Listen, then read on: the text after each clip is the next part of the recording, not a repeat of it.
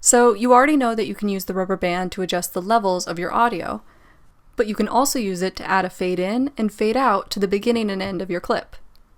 All you need to do is use the pen tool. What I'm going to do is I'm going to drag my playhead to the very beginning of my audio, and I'm going to zoom almost all the way in, just enough that I can see a little bit of the breath pause and a little bit of the words. Then I'm going to grab my pen tool, and on this white line, I'm going to make 2 points. I'm going to make a fade in, so my first point will be at the very end of my audio. My second point is probably going to be a little bit into the first word. I'm going to place it here, but I'll probably adjust it later. Now, this first point, since we're fading in from silence, is going to be pulled down. So as we go along our track, as our playhead moves, it starts with low audio and then it comes up to normal volume. Let's listen to that. Hello, my name is Mary. That went really fast. I'm not sure how much of that fade was actually heard. One reason for that is probably because there's a lot of room tone here. There's a lot of breath pause. I'm really fading in on silence.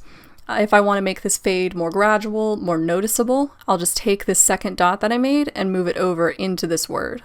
Being careful not to move my volume. So I'm going to click up here to bring my playhead back and try it again. Hello, my name is Meredith Eddy. That was a lot more noticeable and a lot more gradual. I think I'm probably going to go with that.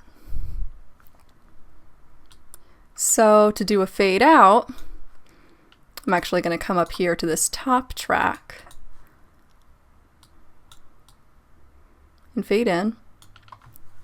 I've got a lot of just empty sound over here, so what I'm going to do is I'm going to kind of cut a little bit of that off.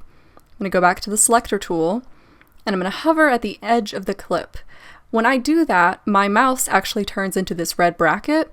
What I can do is I can click and then pull to kind of cut back on that audio. So I'm going to pull to about here, just a little bit of room tone left over. Now I can go back in with my pen tool, zooming in just so I can see a little bit better, and scrolling over. I'm going to put 1 dot for a fade out at the very end, 1 dot into this word, and then I'm going to fade out to silence. So I'm coming along, it's normal, then it goes down to nothing. Let's listen to that. Tutorials. I am a graduate student. Oh, play it over again. Click up here to just jump to the end real quick. Same thing, I was fading mostly over room silence, so it was not too noticeable. That's not always a bad thing, but I'm going to move this a little farther in just so I can hear the fade a little bit more. A lot better, and you can even see the volume just kind of fading on my audio meter with that fade. Another thing you can use the pen tool for is doing audio adjustments in the middle of your track. So if I zoom all the way out, I can see that there is a piece of my waveform that's just a little bit louder than everything else. I'm going to move my playhead over to that area, and then I'm going to zoom in. And then using the pen tool, I'm going to segment this word out. I'm just going to do 2 dots on this side and then 2 dots on the other side. Then I'm going to grab these middle dots and bring it down just a little bit, probably not all the way down to silence, but just kind of enough to meet the rest of the audio. Let's listen to that and make sure that it sounds okay. Premiere audio editing. I think it sounded fine, but let's make it a little bit more drastic just so we can see the change that we're making. I'm going to pull this into this word. Pull this almost all the way down.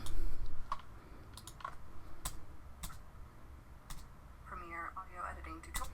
So we can definitely hear that it got a lot quieter. You can do this when you have someone who's really excited and maybe there's just one word that pops and it's really loud, or maybe there's a distracting sound in your audio that you just want to just kind of spot edit